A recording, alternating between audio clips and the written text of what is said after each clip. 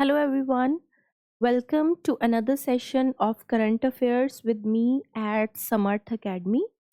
तो last time मैंने आपको बोला था कि हम जो है अब डिस्कस किया करेंगे मंथली करंट अफेयर्स। मतलब आपको इधर उधर देखने की ज़रूरत नहीं है, आपको सारी कंपाइलेशन जो है एक ही वीडियो में मिल जाएगी।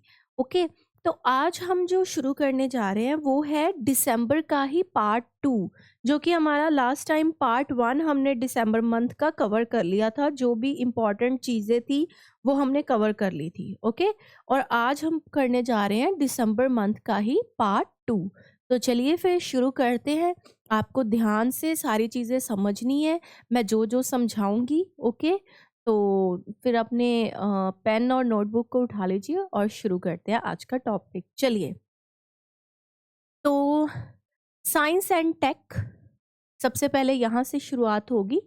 ध्रुव 64 microprocessor. India has unveiled Dhruv 64, its first fully uh, indigenous microprocessor, marking a major step towards self-reliance in semiconductor and computing technologies. तो क्या बोला गया है कि जो ध्रुव 64 है, ये एक तरह का माइक्रो प्रोसेसर है। देखिए, इंडिया का इंडिजीनियस का मतलब होता है कि कहीं से हमने किसी कंट्री या किसी कंट्री की ऑर्गेनाइजेशन से हमने हेल्प नहीं ली है, हमने जो है इसको खुद डेवलप किया है। ओके, अपना मतलब स्वदेश। इंडिजीनियस का मतलब ये हमारी स्वदेशी चीज़ जो है वो हमने बनाई है। और अगर हम इसकी बात करें ध्रुव माइक्रो प्रोसेसर की, तो ये जो है centre development of advanced computing CDAC द्वारा जो है इसको बनाया गया है। क्या है? Central development of advance computing.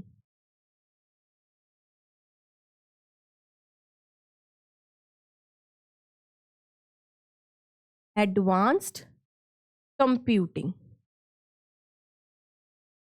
इसके द्वारा जो है इस ध्रुव माइक्रो प्रोसेसर को जो है बनाया गया है। ओके, ये जो प्रोसेसर है ये 5G में भी यूज़ हो सकता है, ऑटोमेटिव सिस्टम्स में भी यूज़ हो सकता है, और उसके बाद इंडस्ट्रियल ऑटोमेशन में, इलेक्ट्रॉनिक्स में, ओके, और इंटरनेट थिंग्स में भी इसको यूज़ किया जा सकता है। तो याद रखना है, ध्रुव 64 एक तरह का माइक्रो प्रोसेसर है जो इंडिया ने खुद डेवलप किया है। ओके, इंडिजीनियस है, किसके द्वारा डेवलप किया गया है? Central development of advanced computing के द्वारा। ओके, तो 5G या इंटरनेट ऐसी जो चीज़ें हैं उसमें इसको यूज़ किया जाता है। ओके, नाम याद रखना है आपको। क्वेश्चन आपको ये आ सकता है, इंडिया का जो फर्स्ट खुद से जो उनका बनाया गया माइक्रो प्रोसेसर है उसका नाम क्या है? तो आपको नाम याद रखना है, क्या है? ध्रुव माइक्रो प्रोसेसर। नेक्स्ट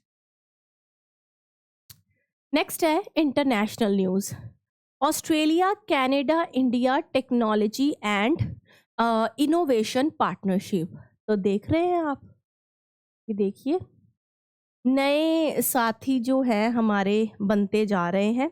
ओके, तो क्या है कि Australia Canada India technology and innovation partnership इन्होंने लॉन्च की है during the G20 summit in Johannesburg to strength cooperation in critical and emerging technologies. तो क्रिटिकल और इमर्जिंग टेक्नोलॉजीज जो है मतलब जो अब टेक्नोलॉजीज आने वाली हैं उसके लिए जो इंडिया, ऑस्ट्रेलिया और कनाडा तीनों जो हैं साथ साथ आए हैं।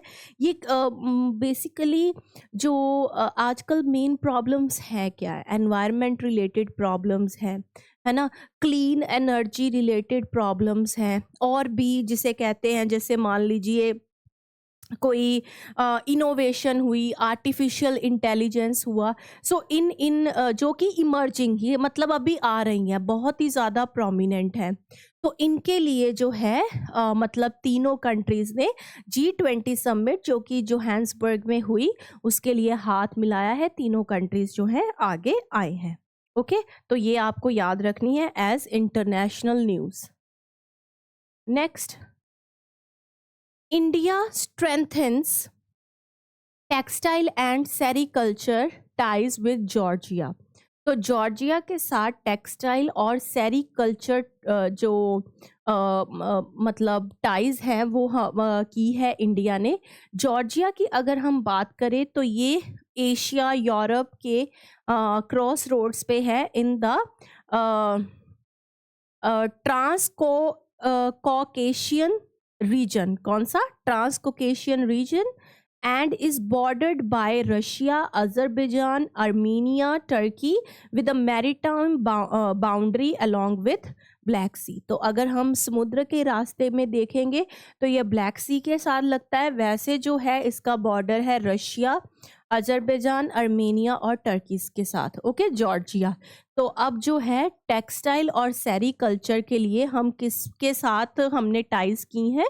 जॉर्जिया के साथ। ओके, तो अगर बात करें हम जॉर्जिया की तो सबसे पहले तो हम ये जानते हैं, जॉर्जिया हम अभी डिस्कस करते हैं सेरीकल्चर क्या होता है। जो सिल्क वॉर्म्स हैं, है ना, उनसे जो कपड़ा बनता है सिल्क का, तो सिल्क वॉर्म्स को जो है मतलब बनाना, ओके, उनको प्रोड्यूस करना, उस प्रोसेस को कहा जाता है सेरीकल्चर। ओके, तो सिल्क वॉर्म से जो है सिल्क बनाने का काम करना वो सेरीकल्चर है। ओके, तो जॉर्जिया जो है, जैसे कि मैंने आपको पहले इसका बॉर्डर बताया है, अगर हम इसकी कैपिटल की बात करें तो कैपिटल है इसकी तबलीसी। बहुत ज़्यादा इसके साथ मतलब यहाँ पे मैंगनीज, कॉपर, ऐसे ऐसे रिच रिसोर्सेज आपको जो फ्यूल्स है आपको देखने को मिलेंगे। और सबसे बड़ी बात ये है कि इंडिया अब उन कंट्रीज़ के साथ भी है। मुझे नहीं लगता कि जॉर्जिया जो है इसके साथ हमारी कोई मेजर टाइल्स पहले पास्ट में रही हैं, मगर अब हम टेक्सटाइल्स और सेरीकल्चर के लिए जॉर्जिया की तरफ हमने अपना रुख किया है। ओके, नेक्स्ट अगर हम न्यूज़ देखें तो international news again. International institute for democracy and electoral assistance. Okay, international IDEA क्या है? International institute for democracy and electoral assistance. तो India's chief election commissioner is set to assume the chairship of international, मतलब जो IDEA है, जो कि international democracy और electoral existence है, उस पे जो हमारे चीफ इलेक्शन कमिश्नर हैं, आपको नाम बताना है कौन है।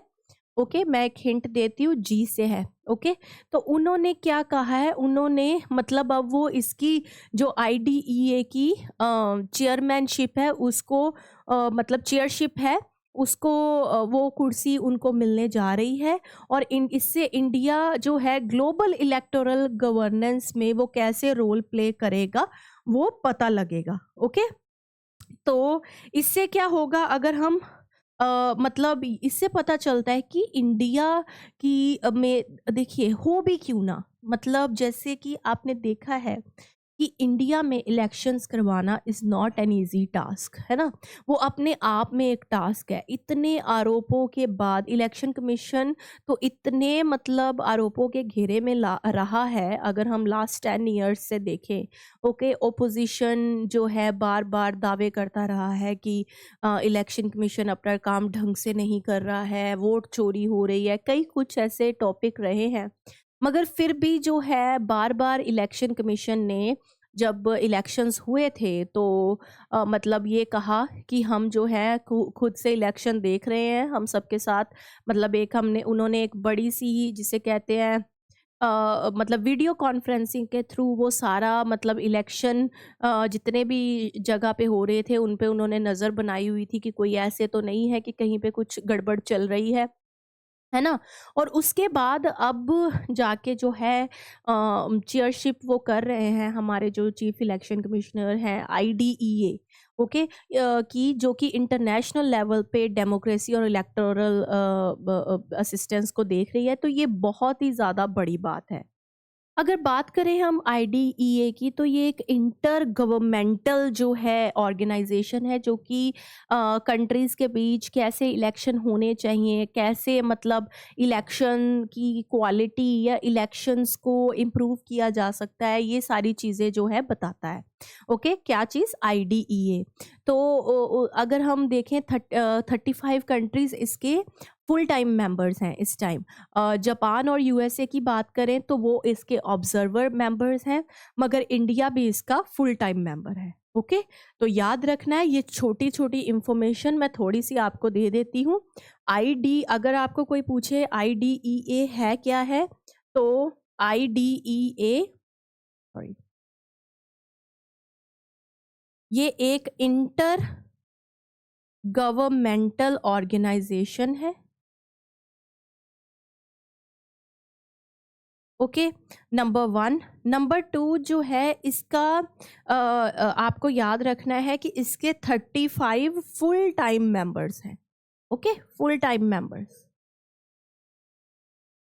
और तीसरा, जापान और यूएसए जो है, इसके जो है ऑब्जर्वर मेंबर हैं, ऑब्जर्वर्स। और अगर बात करें इंडिया की, तो इंडिया भी इसका फुल टाइम और एक्टिव मेंबर है। ओके, तो ये कुछ जो मतलब डिटेल्स हैं, ये आपको याद रखनी है आईडीईए के बारे में। और वो मैंने बता दिया है किस लिए है, ताकि इलेक्शंस की क्वालिटी को और ज़्यादा इम्प्रूव किया जा सके। चलिए नेक्स्ट। नेक्स्ट है Australia ban on social media for children under 16 years. तो 10 दिसंबर 2025 को जो है स्टार्ट किया गया, और ये कैंपेन ऑस्ट्रेलिया में, जिसमें कहा गया कि कंप्लीट बैन है on social media for children below 16 years, becoming the first country to implement such a nationwide restriction. तो देखिए, जो क्यों ज़रूरत पड़ रही है ये सब चीज़ों की। हम कहते हैं नहीं, ऐसे कैसे हम इन्फ्लुएंस हो जाएंगे, ऐसे कैसे मतलब किसी मतलब बंदे का हम पे इन्फ्लुएंस हो सकता है, हमारी अपनी लाइफ है, हम अपने तरीके से जी सकते हैं, तो ये भी एक इन्फ्लुएंस ही होता है किसी का। ओके, ऑस्ट्रेलिया जैसा देश, जहाँ पे मुझे लगता है कि मतलब हर चीज़ की जिसे कहते हैं आज़ादी है, बोलने की, काम करने की, और मतलब जब भी हम ऐसी कंट्रीज़ की बात करते हैं, तो हम कहते हैं जी ये एक लिबरल कंट्रीज़ हैं, है ना? तो मतलब आप देखिए, इन कंट्रीज़ में भी क्या कंसर्न है कि 16 साल के से जो नीचे बच्चे हैं, उनके लिए सोशल मीडिया बैन किया जा रहा है, क्योंकि इस दौरान जो बच्चे का माइंड है उसको ईज़िली जो है वो मोल्ड किया जा सकता है, जिससे कि आगे जो है प्रॉब्लम्स आती हैं। इसीलिए कंप्लीट बैन हो गया है, क्योंकि आजकल आप देखिए, मतलब एज आप कुछ भी भर दीजिए, कौन आपसे आके पूछ रहा है? इतने सारे ऐप हैं जो मतलब ऑथेंटिसिटी कहते तो हैं, मतलब हम सब कुछ चेक करेंगे ये वो, मगर इतना कुछ आ गया है कि फेक इंफॉर्मेशन अपनी आप वहाँ पे वो कर सकते हैं ऐड, जिससे कि बाद में पता चलता है अच्छा ये था, ये काम कर रहे थे। और जिस तरह से एआई, मतलब एआई का मिसयूज क्यों हो रहा है, क्यों, कौन कर रहा है, ये दिमाग किसके चल रहे हैं? एडल्ट माइंड तो ऐसे नहीं करते हैं। ओके, तो ये यंग माइंड्स ही हैं जो गलत तरफ चले जाते हैं। तो कहने का मतलब है कि ये जो ऑस्ट्रेलिया है, ये पहला ऐसा कंट्री है जिसने कंप्लीट बैन लगा दिया है सोशल मीडिया यूज़ करने पे, जो कि 30 मतलब 16 साल से नीचे जो बच्चे हैं। ओके, तो 50 मिलियन जो है फाइन पे करना पड़ेगा अगर इसकी नॉन कंप्लायंस ऑस्ट्रेलिया में की जाती है। नॉन कंप्लायंस का मतलब है कि जो ये रूल निकाला है, अगर इस पे ध्यान नहीं दिया गया, तो 50 मिलियन का इस पे डॉलर जो है, मिलियन डॉलर्स का जो है फाइन लगाया गया है, ऑस्ट्रेलियन डॉलर्स का। उसके बाद ये भी कहा गया है कि जो प्लेटफॉर्म्स इसमें कवर होंगे वो है फेसबुक, यूट्यूब, इंस्टाग्राम, है ना? सोशल मीडिया प्लेटफॉर्म्स जो मेन है, जो इस पे कवर किए जाएंगे। उसके बाद ऐसी ऐसी जो सोशल मीडिया साइट्स हैं जो कि बहुत ज़्यादा प्रोमिनेंट हैं, जिस जिस प्लेसेस जहाँ पे आप इजीली जो है दुनिया से कनेक्ट कर पाते हैं, वहाँ पे कंप्लीट बैन हो चुका है। कहा गया है कि ये डिसीजन इसलिए लिया गया है क्योंकि ये उनकी फिजिकल हेल्थ के लिए, स्क्रीन टाइमिंग जो बच्चों का बढ़ रहा है और अभी से जो उनको स्ट्रेस आ जाता है, चाहे वो किसी भी तरह से इन्वॉल्व है सोशल मीडिया के ऊपर, इकोनॉमिकली, पॉलिटिकली या सोशली, जैसे भी इन्वॉल्व हैं, तो हर तरह का स्ट्रेस उन पे जो बढ़ रहा है, जो वो हैंडल नहीं कर पाते हैं, सोशल मीडिया बुलिंग, फ्रॉड्स, है ना। तो इस तरह इन चीज़ों से बचने के लिए ये कदम जो है ऑस्ट्रेलिया के द्वारा उठाया गया है। ओके, तो ऑस्ट्रेलिया पहला ऐसा कंट्री बन गया है जिसने कि 16 साल से नीचे जो सोशल मीडिया है वो बैन कर दिया है। Okay, next, India reelected to IMO council 2026-27 in IMO international maritime organisation. Okay, तो IMO की फुल फॉर्म है, एक मिनट, इंटरने एक मिनट भाई, IMO की जो फुल फॉर्म है वो है इंटरनेशनल मैरीटाइम काउंसिल। तो इंडिया 2026-27 के लिए फिर से जो है इसमें इलेक्ट हो गया है। मैरीटाइम का मतलब होता है रिलेटेड टू सी, जो कि समुद्र से रिलेटेड हो। तो हाईएस्ट नंबर ऑफ सीट्स मिली हैं इंडिया को, इसीलिए इसको री इलेक्ट यहाँ पे मैरीटाइम काउंसिल में किया गया है। बात करें अगर हम IMO की, तो इसमें 40 मेंबर्स हैं। ओके, जो कि सी से रिलेटेड, कोई ट्रेड से रिलेटेड चीज़ें जो हैं देखते हैं, या फिर सी में जो मतलब चीज़ें, मान लीजिए कोई रिसोर्सेज को एक्सप्लॉइट ना किया जाए, उन चीज़ों पे ध्यान देते हैं। ओके, इसकी कैटेगरीज भी हैं ABC, है ना। तो मतलब IMO जो है, अगर हम इनकी ना एक कॉन्फ्रेंस हुई थी, बलास्ट कन्वेंशन जिसको बोला जाता है, blast water convention, yes.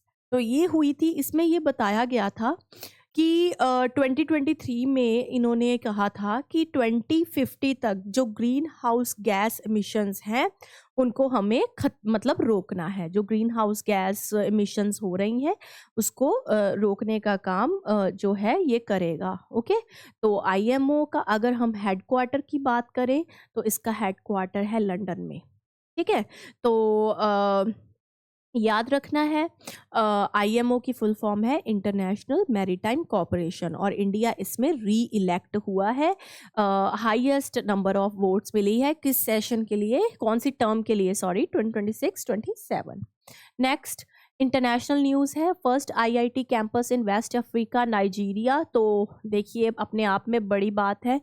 Okay, तो Indian institute of technology, okay, Nigeria will host first ever Indian Institute of Technology campus in West Africa, marking a major step in India's global education outreach. The first academic batch is expected to begin in 2026 with programs focused on engineering technology. वो तो यही होंगे अगर IIT खुला है।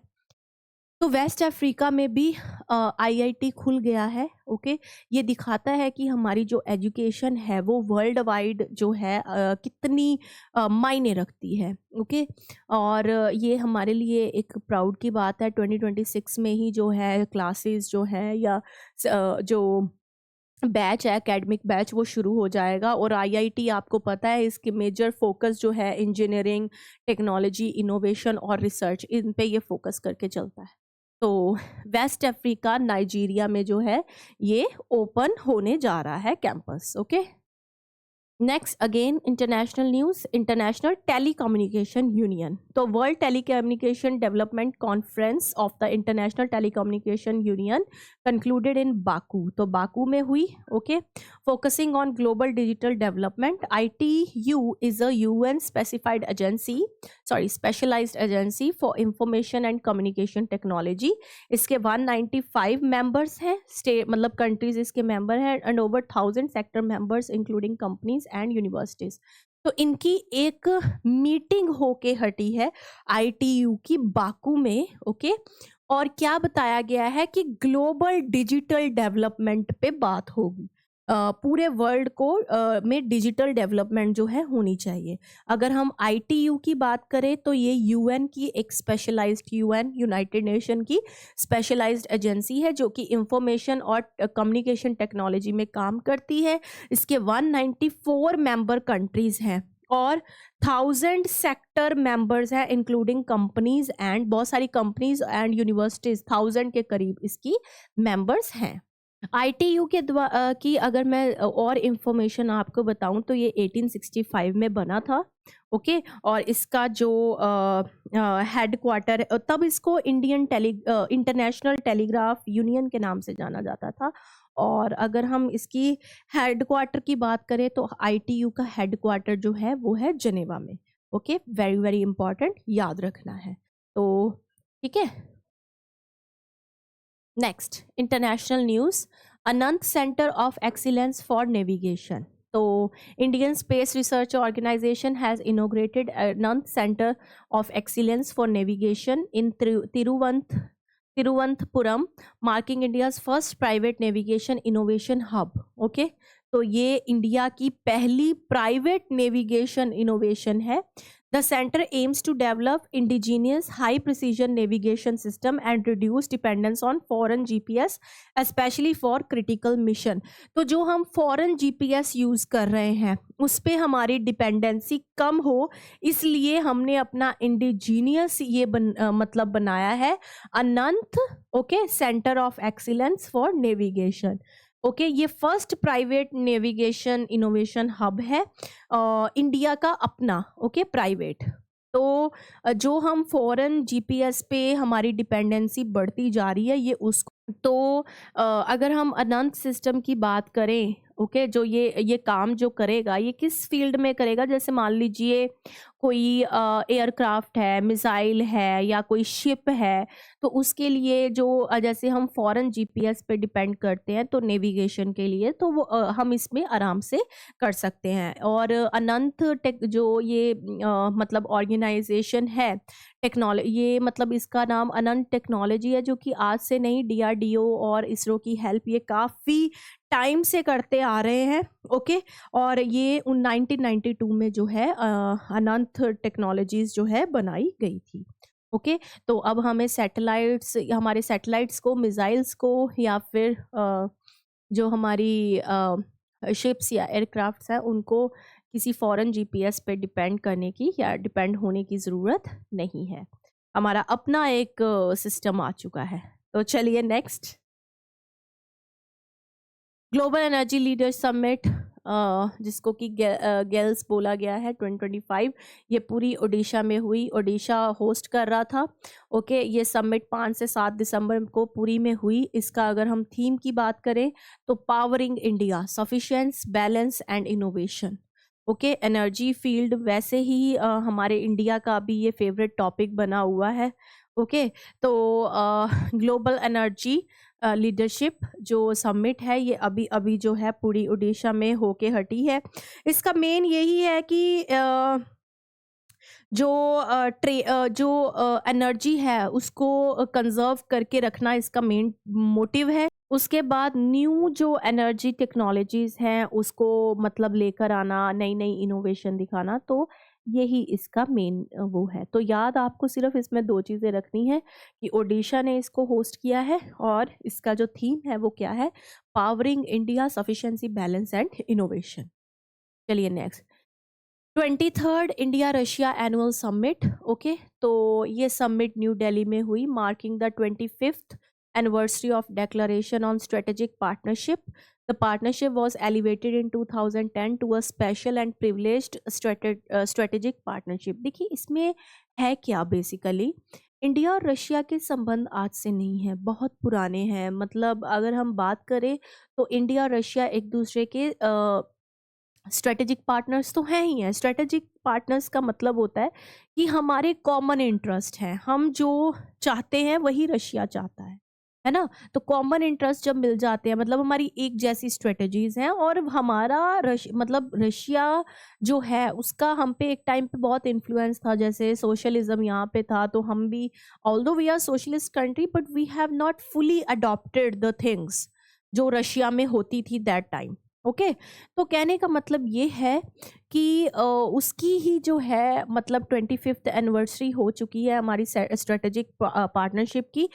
2000 से हमने ये शुरू किया था, ये न्यू दिल्ली में। अब हमने मतलब रशिया के साथ ये किया है कि वैसे तो हम रशिया के साथ जो हमारी टाइज हैं वो एनर्जी और डिफेंस से रिलेटेड है। कोई भी डिफेंस की चीज़ें मतलब आर्म्स और एम्यूनेशन हम रशिया पे डिपेंड करते हैं उसके लिए, है ना। मगर अब हमें वहाँ तक नहीं रहना है। अब हमें जो और भी एनर्जी प्रोजेक्ट्स हैं इंडिया के, जैसे कि अगर मैं बात करूँ कुडनकुलम न्यूक्लियर पावर प्रोजेक्ट के बारे में, तो वो भी हम उसको भी आगे लेके जाना चाहते हैं। हमारा जो international north south transport corridor जो है, ओके, उसको भी हम प्रमोट कर रहे हैं। Then make in India, okay, ये चीज़ें भी जो है ये भी इसमें आ जाएगा कि जो है हम चाहते हैं कि इंडिया में रहकर जो है रशियन जो ऑर्गेनाइजेशन मतलब कंपनीज हैं वो यहाँ पे आएँ और काम करें। देन हमने पीपल टू पीपल टाइज को भी स्ट्रॉन्ग करने के लिए काम किया है। क्या काम किया है कि 30 day visa free entry, tourist entry हो सकती है रशियन जो सिटीजन्स के लिए। ओके, तो ये अपने आप में दिखाता है। और बहुत सारी चीज़ें आपने देखा होगा कि रशियन जो हैं प्रेसिडेंट व्लादिमीर पुतिन, उनको जो है गिफ्ट की गई मोदी के द्वारा। ओके, तो जो हमारे प्रधानमंत्री हैं, तो ये चीज़ें क्या रिफ्लेक्ट करती हैं कि हमारे टाइज जो हैं वो आज के नहीं हैं। और अब हम सिर्फ डिफेंस और एनर्जी में नहीं, उससे भी कहीं परे जाके जो है हम काम करना शुरू करेंगे, है ना। चाहे वो न्यूक्लियर प्रोजेक्ट्स हों, चाहे मेक इन इंडिया का जो हमारा प्रोजेक्ट चल रहा है। और अब तो देखिए people to people social ties भी हमारी बनती जा रही हैं, जिसमें यही एक टाई जो मैंने आपको बताई है कि 30 दिनों की visa free entry Russian citizens के लिए है। तो ये अपने आप में एक अच्छा मूव है, एक अच्छा बाइलेटरल जिसको कहते हैं कनेक्शन है दोनों कंट्रीज़ के बीच। ओके, तो अगर हम देखें पेमेंट सिस्टम में भी कॉपरेशन करने की बात की जा रही है, और उसके बाद डिजिटल करेंसीज की बात की जा रही है, एनर्जी कॉपरेशंस की बात की जा रही है। ओके, और बाकी जैसे कि मतलब बहुत सारी इंडिया की जो फेमस चीज़ें हैं वो प्रधानमंत्री मोदी के द्वारा जो है गिफ्ट की गई थी उनको, जिसमें रशियन वर्जन ऑफ गीता और इस तरह की चीज़ें जो हैं, भागवत गीता जो है उसको उनको भेंट में दी गई थी। बहुत सारी जो हमारी रीजनल क्यूजीन्स हैं या रीजनल जो हमारी पेंटिंग्स हैं जो कि बहुत फेमस हैं, वो भी उनको गिफ्ट के तौर पे दी गई थी। ओके, सो देखते हैं next. Intergovernmental committee for safeguarding of the intangible cultural heritage, तो ये यूनेस्को जो है होस्ट इंडिया ने होस्ट किया 20th सेशन इस चीज़ का, यूनेस्को का intergovernmental committee for safeguarding intangible cultural heritage. ये जो मीटिंग है ये न्यू दिल्ली में हुई 8 से 13 दिसंबर 2025 को, जो कि हमारे बहुत सारे ऐसे जो हमारे मॉन्यूमेंट्स हैं, हमारे कुजीन्स हैं, कुछ भी है जो कि बहुत पुराना है और बहुत ही फेमस है, उसको प्रिजर्व करने के लिए जो है ये मीटिंग जो है यूनेस्को मतलब यूनेस्को की जो ये काउंसिल या हम कह सकते हैं ऑर्गेनाइजेशन बनी हुई है। ओके, या हमारे जो त्योहार हैं उनको भी मतलब इसमें अब एक जगह मिलती जा रही है। ओके, जो हमारे जैसे कि दीपावली जो हो गया वो भी हमारा एक हेरिटेज है। ओके, तो कहने का मतलब है कि ये सारी चीज़ें इस बार इसका 20th सेशन जो है इंडिया ने होस्ट किया। और अगर हम इसकी बात करें तो इसमें 24 मेंबर्स हैं जो कि हर 4 साल के लिए इलेक्ट किए जाते हैं। तो 2022 से 2026 तक जो है इंडिया इस कमेटी का मेंबर है। ओके, तो ये हेरिटेज को प्रिजर्व करने के लिए यूनेस्को के द्वारा ये कमेटी जो है बनाई गई है, intergovernmental committee for safeguarding of intangible cultural heritage. Okay, next करते हैं। Interpol red notice lead to arrest of wildlife criminal. Madhya Pradesh tiger strike force along with the wildlife Crime Control Bureau arrested an international wildlife criminal wanted under an Interpol Red Notice. An Interpol Red Notice is an international alert issued to locate and provisionally arrest a wanted person based on a valid arrest warrant of court order. It is not an international arrest warrant, and each country decide action according to its own laws. Red notices are issued by Interpol at the request of member country. In India, red notices are handled by CBI as the National Central Bureau. The notice contain identification details and information on serious crimes such as murder, rape, child abuse, armed robbery and fraud. तो interpole ने red notice जारी किया है जिसमें wild life criminal अगर कोई है तो उसको जो है क्या किया जाएगा, अरेस्ट किया जाएगा. ओके, तो मध्य प्रदेश के टाइगर स्ट्राइक फोर्स और wildlife crime control bureau ने arrested an international wildlife criminal. Okay, international कोई होगा पर्सन, उसको जो है अरेस्ट किया है जो कि इंटरपोल के रेड नोटिस पे भी है. ये कोई मतलब इंटरनेशनल वारंट नहीं है, वारंट जो है इंडिया में ही होगा. ये बस अगर रेड नोटिस अगर जारी कर दे तो इसमें वांटेड पर्सन को मतलब अरेस्ट किया जाता है. ये कोई मतलब अकॉर्डिंग टू जो लॉ है उस कंट्री के. ओके, तो ये नोटिस जो है बहुत और सारी चीज़ों पे भी इशू किया जा सकता है, जैसे कोई इंटरनेशनल पर्सन मर्डर, रेप या रॉबरी, अब्यूज़ उसमें या फ्रॉड में इन्वॉल्व हो तो वो भी तब भी इंटरपोल रेड नोटिस जो है उसको जो है जारी कर दिया जाता है. ओके, तो याद रखना है. नेक्स्ट हम करते हैं. और एक चीज़ जो कि मैं बताना आपको भूल गई, इंडिया में जो ये सारा कुछ तामझाम जो देखते हैं, अगर कोई ऐसा इंटरनेशनल क्रिमिनल आया है तो वो चीज़ें किसके द्वारा मैनेज की जाती हैं, सीबीआई के द्वारा, सेंट्रल ब्यूरो ऑफ इन्वेस्टिगेशन के द्वारा. ये चीज़ आपको भूलनी नहीं है. ओके, यहाँ पे मैंने पहले ही कहा ये कोई इंटरनेशनल अरेस्ट वारंट नहीं है. जिस कंट्री में ये काम हुआ है उस कंट्री के लॉ के अनुसार इन चीज़ों को हैंडल किया जाता है. तो ये हैंडल कौन करता है, central bureau of investigation. Next, UN environment assembly 7, तो ये नैरोबी कीनिया में करवाई गई. यूएनईए एक highest global decision making body है जो कि एनवायरमेंटल मैटर्स पे काम करती है और इसमें सभी 193 यूएन मेंबर स्टेट शामिल हैं. ये 2012 में बनी थी following the Rio plus summit and meets every 2 years. इसका जो एट द हेडक्वार्टर्स ऑफ यूएनईए.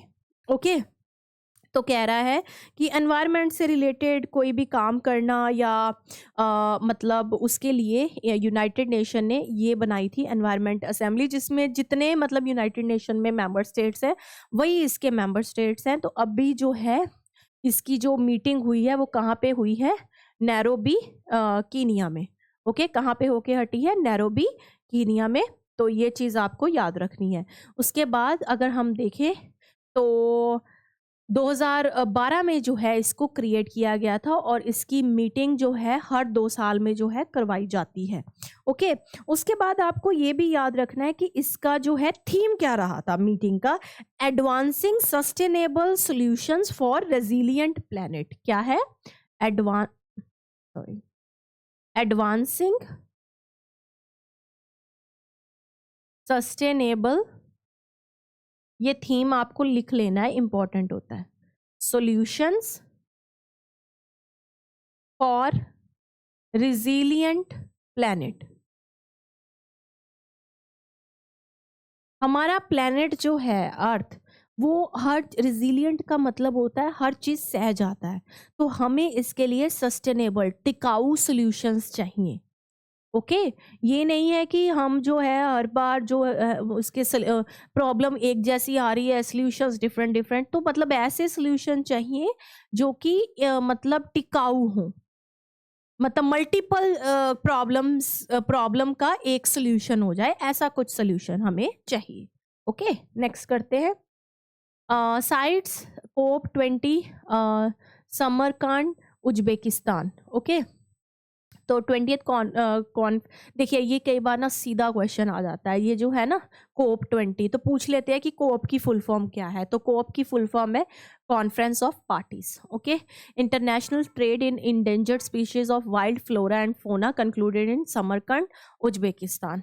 तो ये कोप 20 की मीटिंग हुई। साइट्स की अगर हम फुल फॉर्म देखें, convention on international trade, okay, in endangered species of wild, अगर कोई इंटरनेशनल ट्रेड कर रहा है वाइल्ड फोना, चाहे वो जैसे जिसे लाल चंदन बोलते हैं उसकी, है ना, जो उसमें था, या फिर हम देखें फोना में अगर हम देखें तो कोई एनिमल्स का उनकी स्किन का, अगर कोई इस तरह से ट्रेड कर रहा है तो वो चीज़ जो है गलत है। ओके, तो इस कॉन्फ्रेंस को मतलब ये एक लीगली बाइंडिंग इंटरनेशनल ट्रीटी है। ये नहीं है अगर इसके अंडर कोई चीज़ है तो उसका ट्रेड जो है अलाउड नहीं है। 1 जुलाई 1975 को ये ट्रीटी बनी थी। कब? 1 जुलाई 1975 को लीगली बाइंडिंग ट्रीटी है ये साइट्स। तो ये आपको याद रखना है। ओके, इसमें जो है 185 पार्टीज हैं और इंडिया भी इसका मेंबर है। ओके, तो अपेंडिक्स 1 अगर ये जारी करे तो मोस्ट एंडेंजर्ड एनिमल, अपेंडिक्स 2 के लिए अगर जारी करता है तो ट्रेड उसका जो है उसको रेगुलेट कर दिया जाए, और अगर अपेंडिक्स 3 हो तो national protection with international cooperation उसको उस चीज़ को प्रोवाइड की जाती है। तो साइट्स के लिए आपको याद रखना है convention on international trade in endangered species of wild flora, fauna and flora. Okay, चलिए नेक्स्ट करते हैं। Brunei, India Brunei defence cooperation, इसकी first meeting joint working group की जो है हुई न्यू दिल्ली में। ब्रुनेई की अगर हम बात करें तो ये Borneo island in south east Asia में लोकेटेड है और मलेशिया इसके आसपास मतलब पूरी तरह से है। तो ये कोस्ट लाइन जो है वो इसकी साउथ चाइना सी के साथ लगती है। तो डिफेंस कॉपरेशन करने के लिए इंडिया और ब्रुनेई, जो कि एक साउथ ईस्ट एशियन कंट्री है, उसकी मीटिंग हुई कहाँ पे? न्यू दिल्ली में। ये थोड़ा बहुत आपको इसके बारे में याद रखना है। उसके बाद Brazil hands over BRICS presidency to India. तो अब जो है ब्रिक्स का लोगो भी जारी हुआ है पीछे अभी थोड़ी देर पहले। ओके, तो इंडिया करने जा रहा है during the 4th Sherpa meeting, जो इनकी 4थी शेरपा मीटिंग हुई दिसंबर 2025 में, उसमें मतलब ये डिसीजन लिया गया। ब्रिक्स में जो कंट्री हैं Brazil, Russia, India, China, south Africa. और अगर हम बात करें ये स्ट्रेंथन किसके लिए? ग्लोबल साउथ कॉपरेशन के लिए। India's 2026 focus will be on resilience, innovation, cooperation और सस्टेनेबिलिटी। तो ये इसके मेजर मेंबर्स हैं। Although there is BRICS plus as well. Okay, बहुत और भी मेंबर शामिल हो गए हैं, मगर ये इसके हालांकि साउथ अफ्रीका भी बाद में शामिल हुआ है, पहले ब्रिक ही होता था, मगर ब्रिक्स जब से बना है तब से जो है काफ़ी मेजर डिसीजन जो है इन 5 कंट्रीज़ के द्वारा जो है लिए गए हैं। ओके, और ये मतलब स्ट्रेंथन के, देखिए कई बार ना यूएनओ का बहुत ज़्यादा, यूएनओ भी शेयरिंग के हिसाब से काम करता है। जो यूएनओ को ज़्यादा शेयर देता था, ओके, उसको यूएनओ कई बार फेवर कर जाता था। तो इसलिए हमने सोचा why not there is a global south, कुछ ऐसा कुछ हो जिसमें हम मतलब स्ट्रेंथन हो। तो हमने फिर ये ब्रिक्स बनाया, है ना। ब्रिक्स बैंक भी है इसमें, तो कई चीज़ें हैं। तो ये मतलब जो साउथ एशियन नेशंस हैं उनकी मतलब जो टाइज हैं, या ग्लोबल साउथ जो है उनकी जो एक मतलब स्ट्रेंथनिंग के लिए ये बनाया गया है। और although there are many members, मगर इस बार की सबसे पहले लीडरशिप गई है या होस्टिंग गई है इंडिया के पास, और ये फोकस करेंगे इनोवेशन, कॉपरेशन और सस्टेनेबिलिटी की तरफ। ओके, ये आपको चीज़ जो है याद रखनी है। उसके बाद अगर हम देखें तो ब्रिक्स जैसे जो ऑर्गेनाइजेशंस हैं, जब ये इन ऑर्गेनाइजेशन में हर कंट्री जो है, अगर हम चाइना चलिए अभी तक डेवलप बना नहीं है, डेवलपिंग ही चल रहा है, तो हर कंट्री जो है अपने आप को किसी तरह से जो है इकोनॉमी वाइज सोशल मतलब सोशल जो टाइज हैं वो मजबूत करने में लगा हुआ है, क्योंकि क्यों है क्योंकि जो हमारी इकोनॉमीज हैं वो इस टाइम इमर्जिंग इकोनॉमीज हैं, मतलब जिसे कहते हैं कि डेवलपिंग, मतलब फास्टेस्ट जिसको कहते हैं डेवलपिंग इकोनॉमीज इस टाइम हमारी हैं। तो ये पूरी दुनिया के लिए एक अच्छा मैसेज भी है कि जो अब हमें उन कंट्रीज की लिस्ट में नहीं देखा जाता है जो कि सिर्फ तब हमारे पे एक टैग था, हम हमारे जैसी कंट्रीज पे कि ये कॉलोनाइज्ड रही हैं, ऐसे रही हैं। अब तो हम फास्टेस्ट ग्रोइंग इकोनॉमीज हो चुकी हैं वर्ल्ड की। ओके, तो ये याद रखना है। नेक्स्ट हम करते हैं इंटरनेशनल न्यूज़, देखते हैं। नेक्स्ट नेक्स्ट है person in news and their appointment. तो Rohit Sharma appointed ICC men's टी20 वर्ल्ड कप 2026 एम्बेसडर। तो देख लीजिए, रोहित शर्मा को उस एम्बेसडर बनाया गया है। ये हमारे पूर्व कप्तान हैं। ओके, तो टी20 वर्ल्ड कप से, हालांकि इन्होंने इंटरनेशनल टी20 वर्ल्ड कप से तो इन्होंने संन्यास ले लिया हुआ है, मगर अब जो है इनको एज एन एम्बेसडर के तौर पे काम करना है। ओके, तो उसके बाद ये टूर्नामेंट जो है इंडिया और श्रीलंका जॉइंटली होस्ट करेगा 7 फरवरी से 8 मार्च तक 2026 तक। ओके, 2026 में 7 फरवरी से लेके 8 मार्च तक इसको होस्ट किया जाएगा। और अगर हम रोहित शर्मा की बात करें तो ये 2 टाइम टी20 वर्ल्ड कप विनर रहे हैं। ओके, मतलब दो बार टी20 वर्ल्ड कप हुआ है, तो उसमें 2 बार इन्होंने जीत दिलाई है एज अ कैप्टन। ओके, तो याद रखना है आपको, और इस बार ये रोल निभाएंगे एम्बेसडर का। नेक्स्ट, जस्टिस विक्रम नाथ अपॉइंटेड नालसा एग्जीक्यूटिव चेयरमैन। तो प्रेसिडेंट द्रौपदी मुर्मू ने जस्टिस विक्रम नाथ जो कि एग्जीक्यूटिव चेयरमैन बना दिए गए हैं national legal services authority of India के। ओके, तो ये अपॉइंटमेंट जो है ये वही मतलब ये ना एक रस्म के आधार पे ये अपॉइंटमेंट की जाती है। रस्म ये है कि जब चीफ जस्टिस ऑफ इंडिया बनाया जाता है, उसके बाद जो सुपर सीनियर मतलब सुप्रीम कोर्ट जज है उसको नालसा का क्या बना दिया जाता है, हेड दिया जाता है। नालसा जो है हमारे देश में एक एपेक्स बॉडी है जो कि फ्री लीगल सर्विसेज प्रोवाइड करती है अक्रॉस इंडिया। ओके, तो किसको बनाया गया है? ये बनाया गया है जस्टिस विक्रमनाथ को। Next, Sangeeta Barua Pisharoty elected first women president of press club of India. तो जो ये नाम है थोड़ा सा है, Sangeeta Barua Pisharoty, okay, has been elected as the first women president of press club of India. Okay, इनको जो है पिक्चर भी साथ लगी हुई है, इनको जो है क्या बनाया गया है, देख लीजिए ढंग से पिक्चर। तो फर्स्ट वुमेन प्रेसिडेंट हैं ये प्रेस क्लब ऑफ इंडिया की। अगर हम प्रेस क्लब ऑफ इंडिया देखें तो ये 1958 में बना था और इसका जो हेडक्वार्टर है न्यू दिल्ली में है। ये प्रोफेशनल बॉडी है जर्नलिस्ट की, जो ऐसे कि उनकी फ्रीडम के लिए जो काम करते हैं या उन एथिकल जर्नलिज्म को प्रमोट करने के लिए, प्रेस को ज़्यादा से ज़्यादा फ्रीडम देने के लिए ये जो ऑर्गेनाइजेशन है ये काम करती है। तो प्रेस क्लब ऑफ इंडिया की फर्स्ट वुमेन प्रेसिडेंट बनी है Sangeeta Barua Pisharoty. Next, Raj Goyal assume charge as chief information commissioner. तो राज गोयल जो है उनको चार्ज मिला है चीफ इंफॉर्मेशन कमिश्नर का। ओके, ये एक स्टैच्यूटरी बॉडी है। स्टैच्यूटरी बॉडी का मतलब होता है, एक तो ये नॉन कॉन्स्टिट्यूशनल बॉडी होती है जो स्टैच्यूटरी बॉडी है। इसका ना मतलब मतलब ये इसका मतलब क्या होता है, देखिए, एक होती है कॉन्स्टिट्यूशनल बॉडी, थोड़ा सा मैं डिटेल में बता देती हूँ। एक होती है नॉन कॉन्स्टिट्यूशनल बॉडी। ये 2 तरह की होती है। कॉन्स्टिट्यूशनल बॉडी जो आर्टिकल के रूप में संविधान में दी गई है, नॉन कॉन्स्टिट्यूशनल बॉडी जो मतलब जो संविधान में नहीं दी गई। ओके, ये 2 तरह की होती है, स्टैच्यूटरी और एग्जीक्यूटिव। स्टैच्यूटरी बॉडी क्या हो गई, नॉन कॉन्स्टिट्यूशनल बॉडी तो हो गई, दूसरा इसका क्या होता है, ये अपनी पावर कहाँ से लेती है, संविधान में दिए हुए कोई एक्ट से, उसको बोलते हैं स्टैट्यूटरी मतलब बॉडी। अगर मैं ओवरऑल बात करूं तो इनको जो है चीफ इंफॉर्मेशन कमिश्नर बनाया गया है।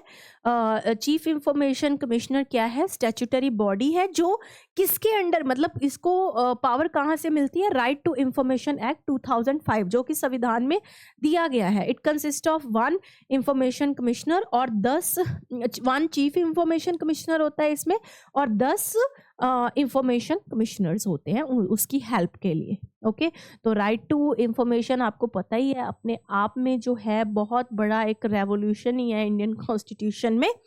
तो जो है उनके जो हेड होते हैं, ओके, तो वो जो है मतलब ये होते हैं चीफ जो मतलब सारी इंफॉर्मेशन प्रोवाइड करते हैं, और इनको असिस्ट करते हैं 10 और मेंबर। ओके, तो अगर हम बात करें आरटीआई अमेंडमेंट एक्ट जो है, ये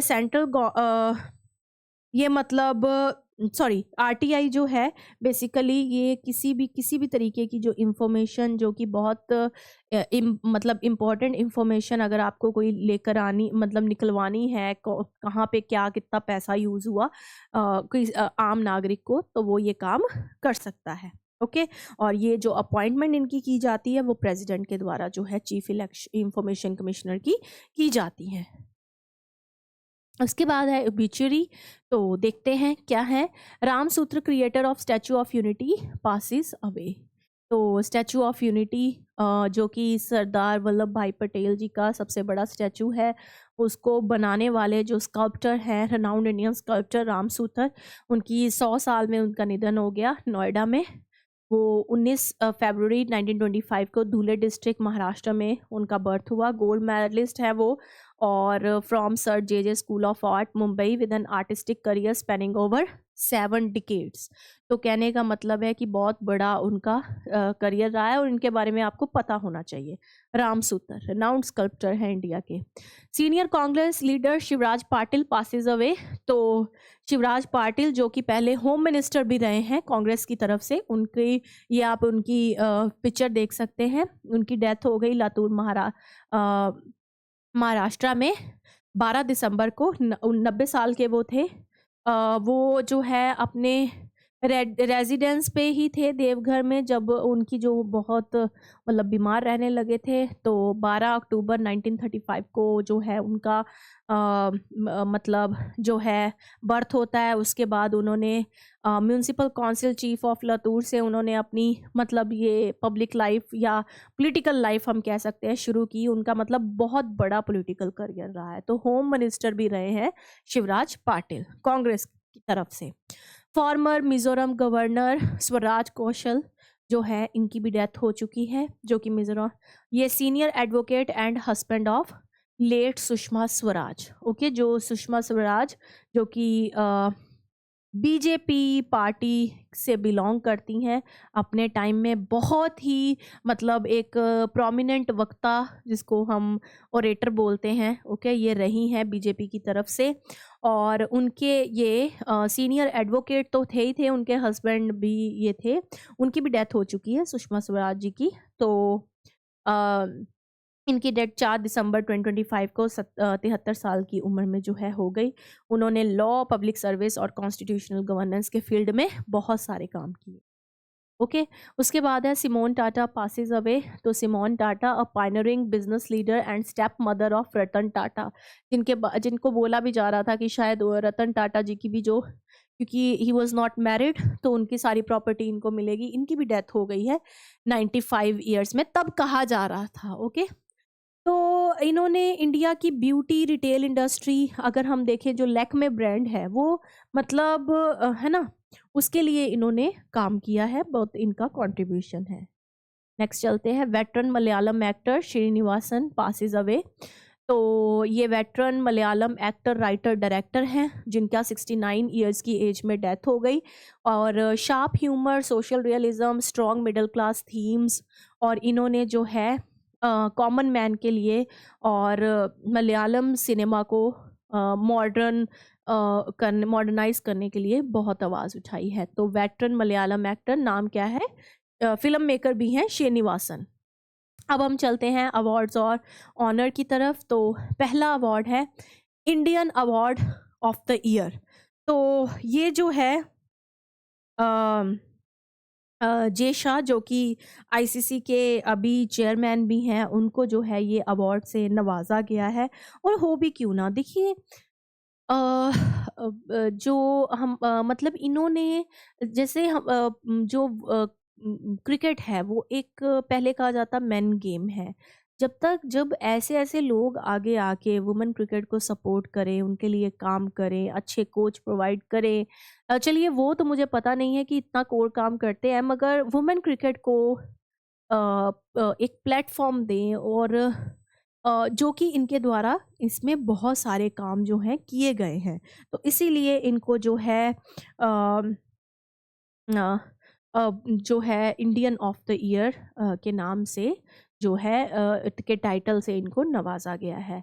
तो बहुत काम किया है वाक़ई इन्होंने वुमेन क्रिकेट टीम के लिए, और ये हमारे लिए बड़ी खुशी की बात है कि हम उस वुमेन वर्ल्ड कप को जो है जीते भी हैं 2025 को। अगर हम देखें तो इन्होंने जो ओलंपिक गेम्स में क्रिकेट की इंक्लूजन को बहुत पुश किया है कि ओलंपिक में क्रिकेट भी होनी चाहिए। ओके, और अब तो उसका फॉर्मेट भी डिसाइड हो चुका है कि 2020 क्रिकेट ओलंपिक में जो है करवाया जाएगा। ओके, 20 ओवर्स का। तो Indian of the year, global humane society animal welfare award Anant Ambani इनको मिला है। Okay, global humane society Vantara जो इनका एक वेंचर है जिसमें बहुत उसका मतलब प्रमोशन भी इनके द्वारा किया गया वाइल्ड लाइफ के लिए, उनको प्रोटेक्ट करने के लिए। और एक जो है I don't know the name of elephant जिसको कि वहाँ लाने मतलब एक जगह से इधर इनके ही जगह मतलब इस वेंचर में लाने की बात की जा रही थी। I don't know the further proceedings, मगर उसके लिए भी डाला गया है कि नहीं उनको जो है उनके रेजिडेंशियल होम में रहने दिया जाए, क्योंकि एक कनेक्शन भी हो जाता है, ह्यूमन और एनिमल का बॉन्ड भी बन जाता है। मगर इनको जो है अवार्ड मिला है वो ये कि इन्होंने वाइल्ड लाइफ के लिए, वेलफेयर के लिए या एनिमल वेलफेयर के लिए अपना एक वेंचर बनाया वनतारा, उसके लिए इनको प्राइज़ मिला है। उसके बाद Shilp Guru and national handicrafts award.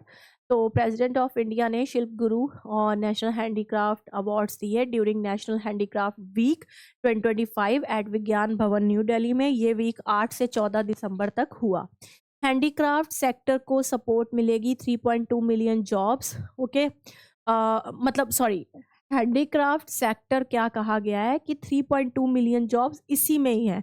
Recognised craft including metal work, wood work, hand printing, textiles, pattachitra, painting, leather puppetry, terracotta, stone carving, carpets, cane and bamboo craft. मतलब 3.2 मिलियन जॉब्स जो हैं हैंडीक्राफ्ट ही सपोर्ट करते हैं। ओके, तो इन्होंने जो है अवार्ड्स जो है प्रेसिडेंट के द्वारा यहाँ पे दिए गए। गोल्डन ग्लोब हराइजन अवार्ड, तो एक्टर आलिया भट्ट जो है उनको गोल्डन ग्लोब हराइजन अवार्ड जो कि रेड सी इंटरनेशनल फिल्म फेस्टिवल जो कि जेडा सऊदी अरेबिया में करवाया गया, उससे जो है सम्मानित किया गया। तो देख सकते हैं आप। उसके बाद है champions of the earth award. तो मिस सुप्रिया साहू को जो है champions of the earth award से सम्मानित किया गया। अगर हम सुप्रिया साहू जी की बात करें तो ये गवर्नमेंट ऑफ तमिलनाडु में जो है एडिशनल चीफ सेक्रेटरी के तौर पे काम कर रही हैं, और ये जो अवार्ड है यूएनईपी के द्वारा जो कि 2005 में बना था उनके द्वारा जो है कॉन्फर किया जाता है। ओके, और ये हाईएस्ट एनवायरमेंटल ऑनर है। ओके, यूनाइटेड नेशन का। तो याद रखना है champions of the earth award UNEP की तरफ से, यूनाइटेड नेशन एनवायरमेंट प्रोग्राम की तरफ से दिया जाता है। ये हाईएस्ट क्या है, ऑनर है। ओके, यूएन का। तो जो एनवायरमेंट के लिए काम कर रहे हैं, पोल्यूशन के लिए, पोल्यूशन को कंट्रोल करने के लिए काम कर रहे हैं, तो ये एडिशनल चीफ सेक्रेटरी हैं तमिलनाडु की, जिनको ये अवार्ड दिया गया है, Supriya Sahu. Next, national energy conservation award 2025। तो प्रेसिडेंट ऑफ इंडिया ने जो है ये अवार्ड दिए 14 दिसंबर को on national energy conservation day. ये भी जो अवार्ड है विज्ञान भवन जो है न्यू दिल्ली में, वहीं पे जो है दिए गए। ओके, तो एनर्जी कंजर्वेशन करने के लिए मैंने पहले ही बताया, ये तो हमारा फेवरेट टॉपिक ही बन गया है इंडिया का। एनर्जी के फील्ड में अगर न्यू इनोवेशन आ रही है वो भी हम वेलकम कर रहे हैं। अगर कोई एनर्जी सेव करने के लिए कोई न्यू इनोवेशन कर रहा है वो भी हमारे देश की तरफ से वेलकम किया जा रहा है। उसके बाद देखते हैं इथियोपिया का हाईएस्ट सिविलियन अवार्ड जो है वो किसको दिया गया है? Prime minister. मुझे लगता है कि जितने भी हाईएस्ट सिविलियन अवार्ड हैं जो इंटरनेशनली ज़्यादा दिए गए हैं वो सब मुझे लगता है मोदी जी के नाम कर दिए गए हैं। तो अगर हम इस अवार्ड की बात करें तो ये अवार्ड जो है जब ये इस अवार्ड को कहा जाता है ग्रेट ऑनर निशान ऑफ इथियोपिया। क्या कहा जाता है? ग्रेट ऑनर निशान ऑफ इथियोपिया। ये जो है ये अदीस अबाबा में जब हमारे प्राइम मिनिस्टर की विजिट थी उस दौरान उनको दिया गया था।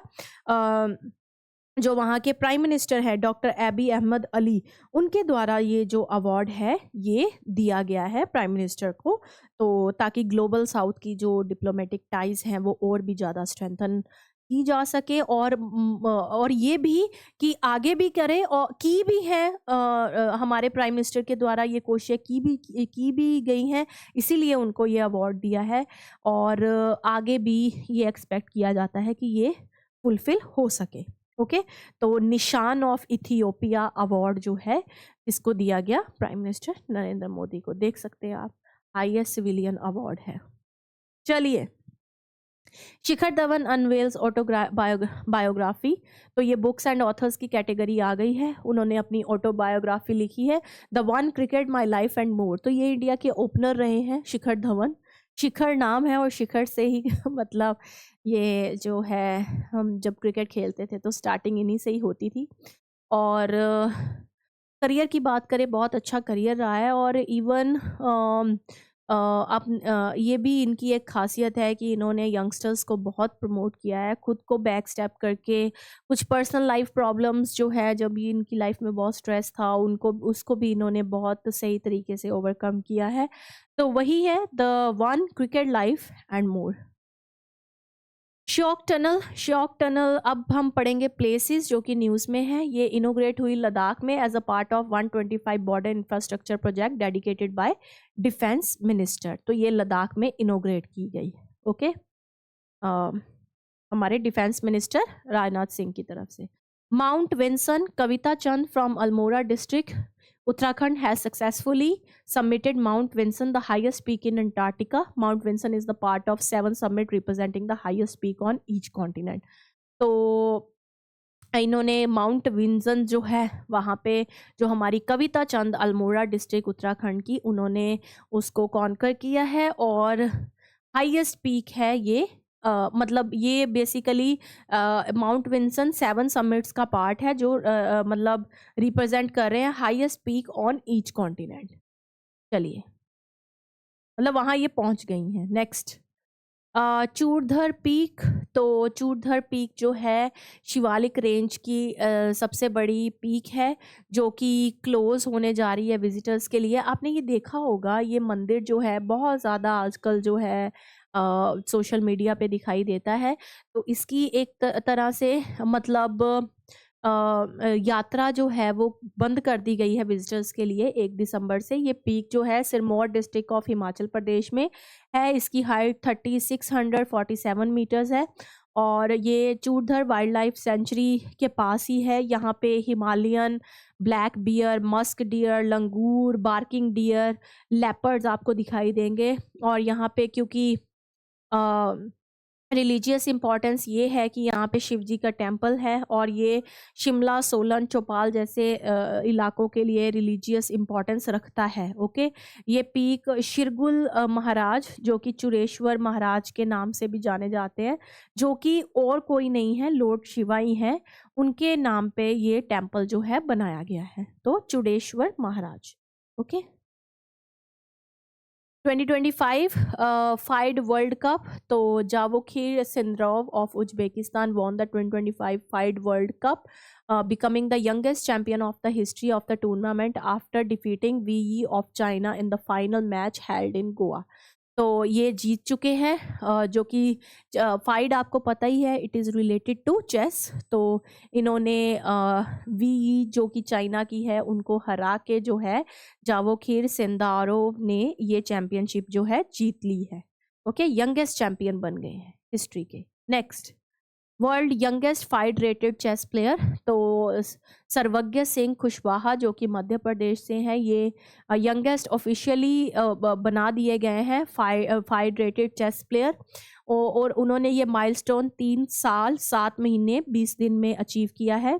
और अगर हम फाइट की बात करें तो आपको पता है इसमें बहुत सारी कैटेगरीज होती हैं, FIDE masters, FIDE international master, grand master. Okay, तो ये बेसिकली चेस के लिए, चेस की एक ग्लोबल गवर्निंग बॉडी है। Next, Syed Mushtaq Ali trophy, sports world की बात कर रहे हैं अब हम। Jharkhand won their maiden Syed Mushtaq Ali trophy title after defeating Haryana in the final. तो ये एक डोमेस्टिक, ये पहले तो आपको सीधा आ सकता है कि रिलेटेड किससे है, तो रिलेटेड किससे है, ये एक जिसे कहते हैं क्रिकेट से रिलेटेड ये होती है। ओके, सैयद मुश्ताक ट्रॉफी, और ये इंडिया की premiere domestic T20 cricket tournament है। और इसमें जो है झारखंड जीता है, किसको हरा के, हरियाणा को हरा के। और ये फाइनल जो है बहुत नोटेबल था for recording the highest total ever in the T20 final. इस मैच में मतलब जितने फाइनल हुए हैं सबसे ज़्यादा रन जो है अभी तक झारखंड के द्वारा बनाए गए हैं। खेलो इंडिया यूनिवर्सिटी गेम्स जो कि 5 दिसंबर को ख़त्म हो गई, कहाँ पे, राजस्थान में। और एथलीट्स जो आए थे हिमाचल प्रदेश यूनिवर्सिटी से, उन्होंने 2 सिल्वर मेडल्स जीते। नैन्सी ठाकुर ने सिल्वर मेडल जीता 76 kg रेसलिंग कैटेगरी में। वंशिका गोस्वामी ने सिल्वर जीता इन हैवी वेट बॉक्सिंग में। और ये परफॉर्मेंस जो है हिमाचल प्रदेश यूनिवर्सिटी की तरफ से बहुत ही ज़्यादा सिग्निफिकेंट रही। ओके, नेक्स्ट, रैंकिंग की बात करें तो एशिया पावर इंडेक्स जो है, अगर हम इसमें जो है कि इंडिया ने जापान को ओवरटेक किया है इसमें एशिया पावर इंडेक्स में। ओके, 3rd पे पहुंच गया है। अब फर्स्ट की बात करें तो यूएसए है, और सेकंड की बात करें चाइना है, 3rd पे है इंडिया। पहले जापान हुआ करता था, मगर अब इंडिया पहुंच गया है एशिया पावर इंडेक्स में। उसके लिए ये आपको इसको इग्नोर कीजिएगा। एशिया पावर इंडेक्स में जो रैंक ऑफ इंडिया है वो कितना है, 3rd है। ओके, हमने जापान को बीट कर दिया है, पहले पे यूएसए, दूसरे पे चाइना, तीसरे पे इंडिया। उसके बाद है annual ground water quality report की अगर हम बात करें तो ये भी आ चुकी है, जिसमें 71.7% ग्राउंड वाटर सैंपल्स जो हैं BIS के स्टैंडर्ड्स को कर रहे हैं मीट।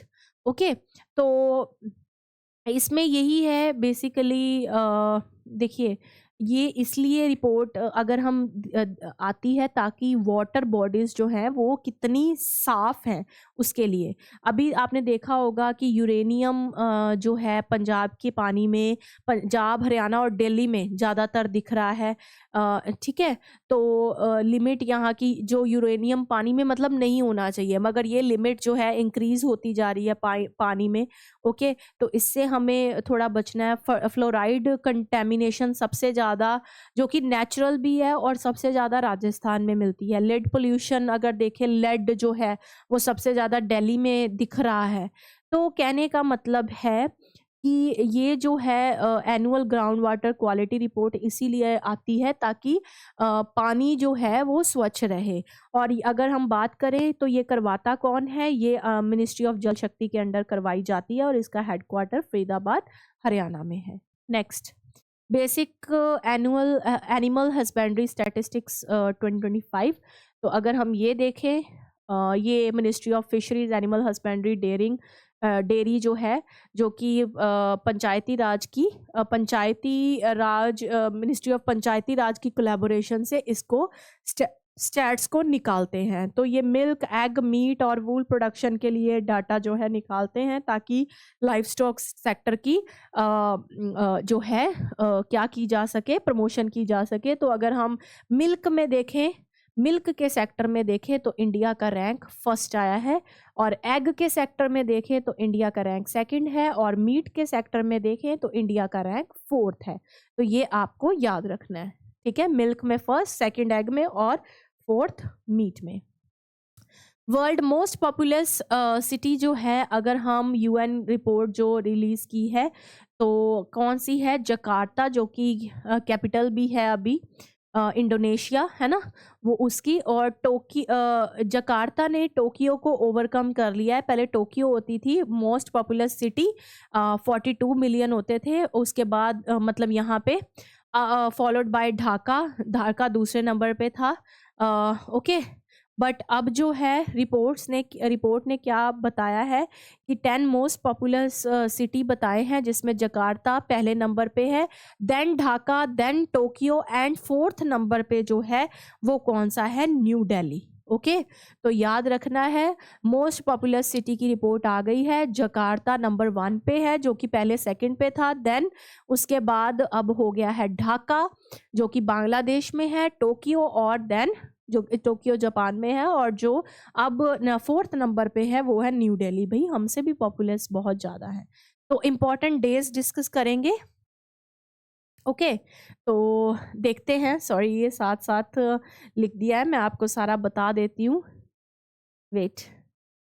तो आपको जो है इम्पॉर्टेंट डेज मैं साथ साथ बताती रहती हूँ, आपको लिखना है, ओके। तो देखते हैं, सबसे पहले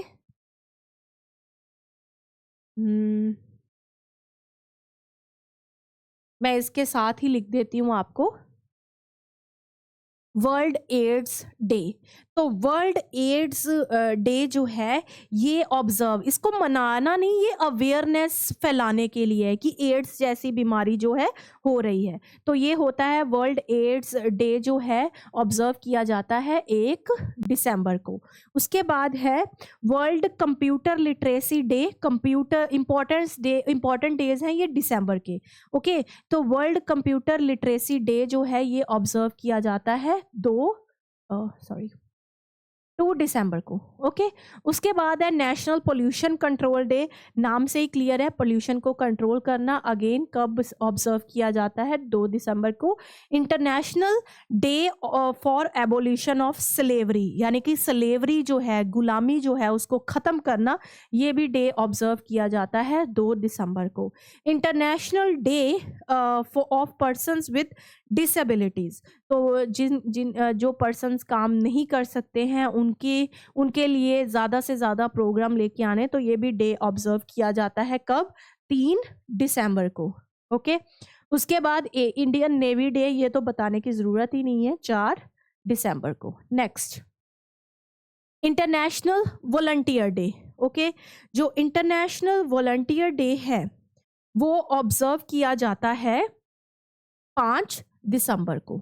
वॉलंटियर की, जो आपको पता है वॉलंटियर तो है ही बहुत ज़रूरी है ना, काम करने के लिए कोई ना कोई तो चाहिए होता है जो कि पर्पसली काम करे, वॉलंटियर करे, खुद से आए, ओके। उसके बाद है वर्ल्ड सॉइल डे, जो कि ऑब्जर्व किया जाता है अगेन 5 दिसंबर को। BR Ambedkar death anniversary, okay, जिसको कि महापरिनिवारण दिवस के नाम से जाना जाता है। प्लीज़ याद रखना, मैंने अपनी पिछली वीडियो में भी बताया था।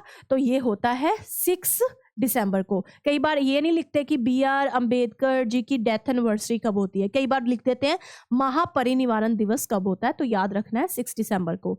उसके बाद है नेशनल माइक्रोवेव ओवन डे, तो ये सेलिब्रेट किया जाता है 6 दिसंबर को, ओके। अगेन तो ये थोड़ा सा वो है, मतलब फास्टर और कन्वीनियंट फूड बनाने के लिए एक बंदे ने इनोवेशन की है, ओके। जो पर्सन है उसका नाम है पर्सी स्पेंसर, इनके द्वारा ये इनोवेशन की गई थी। मैं नाम लिख देती हूँ, पर्सी स्पेंसर। तो फूड को जल्दी बनाने के लिए ये था। इंटरनेशनल सिविल एविएशन डे, तो ये जो है ऑब्जर्व किया जाता है 7 दिसंबर को। उसके बाद है बोधि डे, तो ये आता है 8 दिसंबर को, okay. Next, international anti corruption day, तो ये ऑब्जर्व किया जाता है 9 दिसंबर को। ह्यूमन राइट्स डे 10 दिसंबर को। Death anniversary of Alfred Nobel आती है अगेन 10 दिसंबर को। उसके बाद इंटरनेशनल माउंटेन डे, तो ये माउंटेन डे आता है 11 दिसंबर को। यूनिसेफ डे, ओके, यूनिसेफ जो कि United nation international children emergency fund, ये भी कब आता है? 11 दिसंबर को। उसके बाद है universal health coverage day. Universal health coverage day आता है 12 दिसंबर को। Next, national horse day. तो नेशनल हॉर्स डे जो है ये ऑब्जर्व किया जाता है 13 दिसंबर को, याद रखना है। नेशनल एनर्जी कंजर्वेशन डे, सारी ये दिसंबर के ही हैं, very very important. National energy conservation day जो कि अवार्ड्स भी दिए गए थे, तो 14 दिसंबर को होता है। उसके बाद है विजय दिवस, ओके, एक मिनट।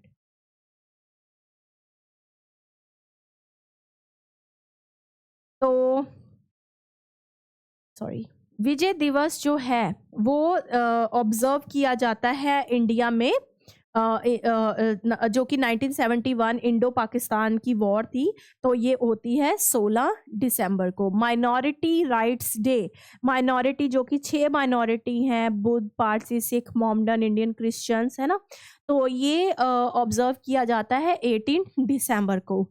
इंटरनेशनल माइग्रेंट्स डे, ये जो है ऑब्जर्व किया जाता है अगेन 18 दिसंबर को। Goa liberation day, Goa liberation day आता है 19 दिसंबर को, जो कि पोर्चुगीज से लिबरेट हुआ था।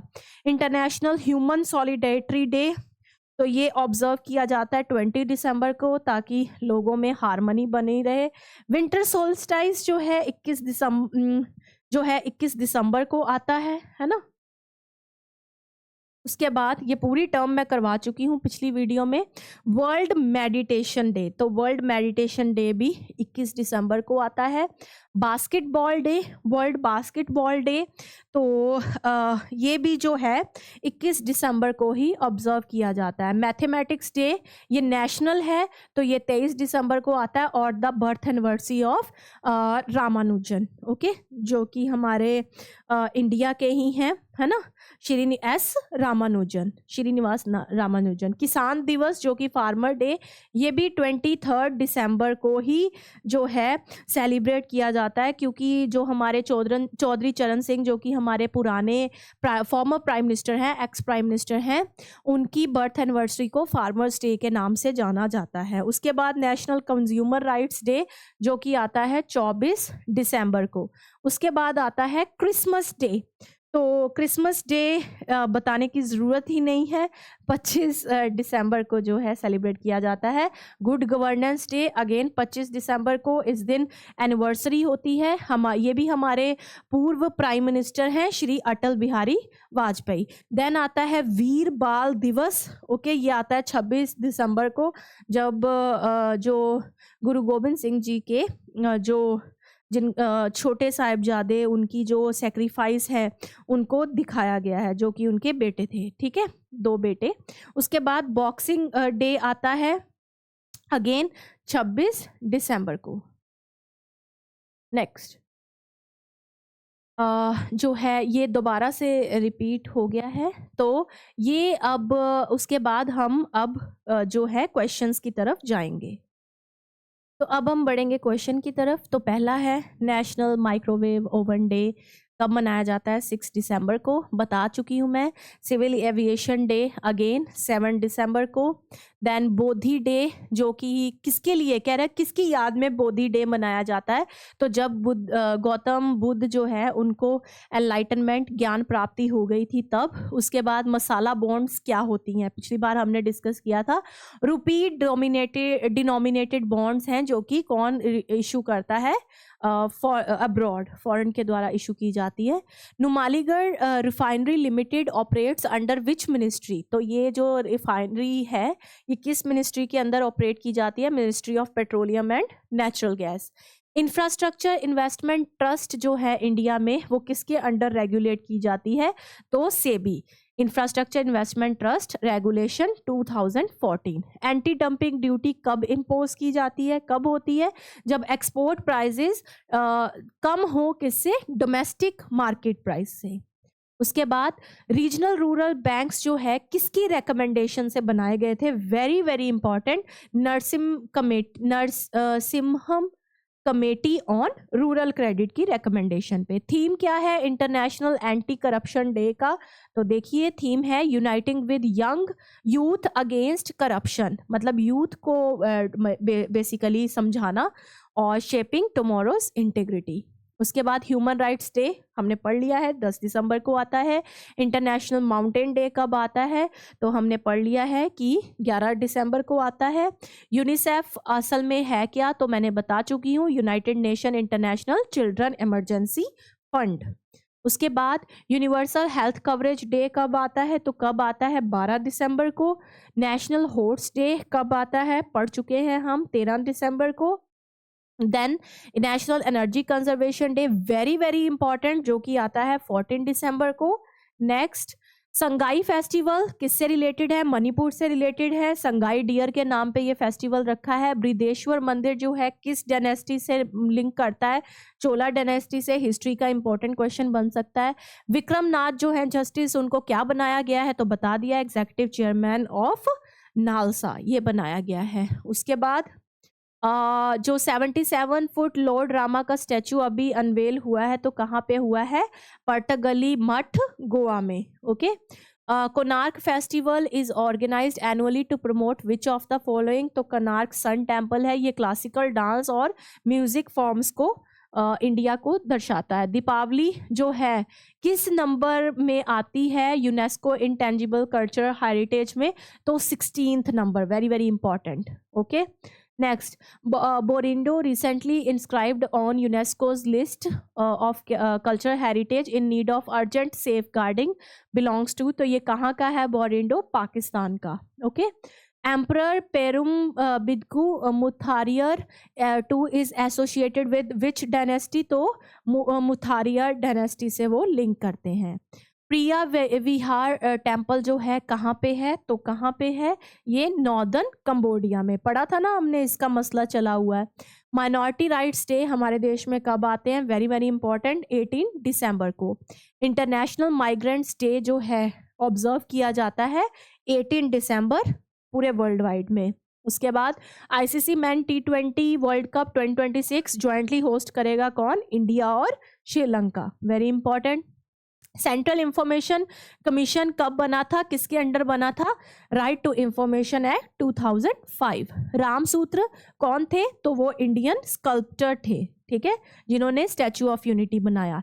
श्योक टनल कौन सी जगह पे लोकेटेड है, तो मैंने आपको बता दिया है कि ये कहाँ पे है, दुर्बुक, श्योक, दौलत बेग ओल्डी रोड। उसके बाद Which Indian state created Guinness World Record by installing 45,911 off-grid solar pumps in just 30 days? तो हमने पढ़ा था कौन सा है, Maharashtra. Information security education and awareness project किसका इनिशिएटिव है, तो किसका इनिशिएटिव है, मीटी का, ministry of electronics and information technology. Raithanna Meekosam scheme जो है किस पे फोकस करती है, तो फार्मर एम्पावरमेंट पे, कैसे, सस्टेनेबल एग्रीकल्चर करके। नई चेतना 4.0 किससे रिलेटेड है, तो किससे रिलेटेड है, women empowerment and gender equality, already पढ़ चुके हैं। एंटरप्रेन्योर इन रेजिडेंस प्रोग्राम किस पे फोकस करके चलता है, ये स्टूडेंट एंटरप्रेन्योरशिप और इनोवेशन पे फोकस करता है। उसके बाद है जय शाह, जो कि उनको CNN news 18 India of the year award मिला है, तो वो किस फील्ड में मिला है, कि उन्होंने आउटस्टैंडिंग अचीवमेंट की उसमें। गोल्डन ग्लोब हॉराइजन अवार्ड क्या है, देखिए ये कोई बेस्ट फिल्म या उसके लिए नहीं दिए जाते हैं, ये special curated recognition for emerging global talent, जो ग्लोबल टैलेंट जो अब निकल के आ रहा है उसके लिए, बेस्ट पिक्चर या बेस्ट एक्टर के लिए नहीं होता है ये। तो एनर्जी कंजर्वेशन अवार्ड्स किसने जो है इंस्टीट्यूट करवाए गए? Bureau of energy efficiency under ministry of power. निशान ऑफ इथियोपिया क्या है? तो इथियोपिया का हाईएस्ट सिविलियन ऑनर है जो पीएम नरेंद्र मोदी को मिला है। कौन सा इंस्टीट्यूशन है कह रहा है जिसको इंडिया का best technology assessment institute for the second consecutive time जो है मिला है? तो पीजीआई MER चंडीगढ़, बड़ा नाम सुना भी होगा आपने। रेयर अर्थ परमानेंट मैग्नेट्स जो है स्कीम जो है ये किस पे मतलब है किस चीज को एम करती है कि सिंटर्ड रेयर अर्थ परमानेंट जो मैग्नेट्स हैं उनकी मैन्युफैक्चरिंग को प्रमोट करना। नेशनल मिशन फॉर मेंटरिंग किसके साथ अलायंस है? तो न्यू एजुकेशन पॉलिसी 2020। इनमें से संचार साथी का कह रहा कौन सा फीचर नहीं है? तो Sanchar Saathi remote factory reset of lost phones by DOT, ये नहीं है। उसके बाद फुल फॉर्म नक्शा की क्या है? तो नक्शा की फुल फॉर्म है national geospatial knowledge based land survey of urban habitations. Next India international science festival कहाँ पे करवाया गया? तो कहाँ पे करवाया गया? पंचकुला, हरियाणा में। नेक्स्ट सैनिक तुझे सलाम इनिशिएटिव जो कि गवर्नमेंट ऑफ असम ने करवाया, किस पे फोकस करता है? जो हमारे सीनियर वेटरन्स हैं, जो वीर नारीज हैं या उनकी मदर्स हैं, उनको जो है उनके घर में होम विजिट की जाएगी, मतलब उनको ये लगे कि सरकार उनके साथ है। उसके बाद your money your right movement कब लॉन्च हुई है? तो 2025 में हुई है। संचार मित्र स्कीम किस मिनिस्ट्री के द्वारा इंप्लीमेंट की गई है? डिपार्टमेंट ऑफ टेलीकम्युनिकेशंस के द्वारा। इनमें से कह रहा है प्रोजेक्ट सन कैचर का एडवांटेज क्या नहीं है? तो क्या नहीं है? ये जो है exclusive ownership over orbital space, ये नहीं हो सकती है। सन, ठीक है ना, ये अलाउड नहीं है कि किसी की ऑनरशिप नहीं है। जो स्पेस है उस पे कोई कंट्री की ऑनरशिप नहीं है। पूज्य बापू ग्रामीण रोजगार योजना जो है किससे रिलेटेड है? तो पता ही है आपको, increase in guarantee rural employment days, पहले 100 दिन का था अब 125 दिन का है। तो ये थे करंट अफेयर्स। ओके, पार्ट 2 के जो दिसंबर के, तो फुल हमने अब कवर कर लिए हैं आज। तो आपको इनके क्वेश्चन से गो थ्रू हो जाना है। बहुत सारे डेज भी हैं, बहुत सारी प्लेस भी हैं जो दिसंबर में न्यूज़ में रही हैं। ओके, बहुत सारे लोगों की डेथ हुई है जो कि हमारे इंडिया के बहुत रेनाउंड पर्सन्स हैं। तो सारा आपको जो है एक ही जगह पे प्रोवाइड कर दिया गया है। बस आपको जो है कमेंट सेक्शन ऑन है, अगर आपको कोई क्वेरी है तो आप पूछ सकते हैं। Thank you so much.